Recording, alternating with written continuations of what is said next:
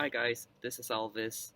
Recently I heard a lot of my friends saying that they want to draw better. Usually people who struggle with drawing, it's just because of some little problems, like the proportion or how to make things that they draw look more 3D by just using lines. So today I have some tips just focus on these two big aspects that they can draw better instantly. So let's get started. Usually whatever we draw, we start with a box. Let's say we are drawing a table with a plan on it, and we'll start with 2 boxes. The detail will be further developed after we have the correct scale for the boxes. Scale, it's basically just mathematics. The thing that you draw are very unlikely to be the same size as the actual objects. Just remember how small the first object you draw, you scale down the rest of the other objects into the same scale. It doesn't have to be very accurate as we're not doing some construction drawing for building up something. We just make it look realistic. For example here, the table is 4 times smaller than its actual size. Then the plan, it has to be 4 times smaller too. The scale you use depends on the layout and what you want the layout to be. So we have all the outline, but how do we make things look more 3D? The first key is the thickness of the line.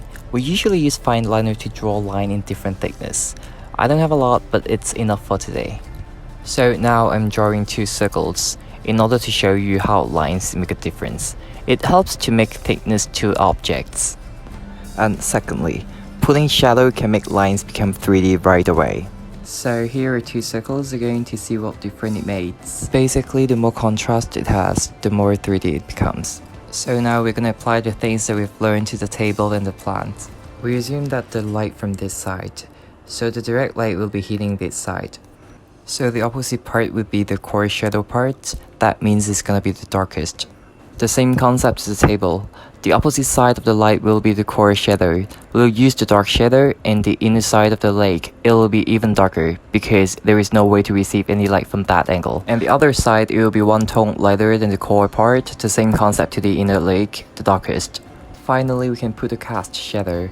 It doesn't have to be accurate, just make it easy on the eye. Let's now recap the skills that we have used to make the lines 3D. We use different thickness of line to make some of the part more outstanding. Also the shadow, it takes a large part to make things become 3D. Actually for the shadow part, if you have more layer in between the darkest and the lightest tone, it'll be even better. So hope you guys find it useful, and remember to leave some comment below, ask me some questions, and tell me what to do next. So thanks for watching, see you next time soon, bye!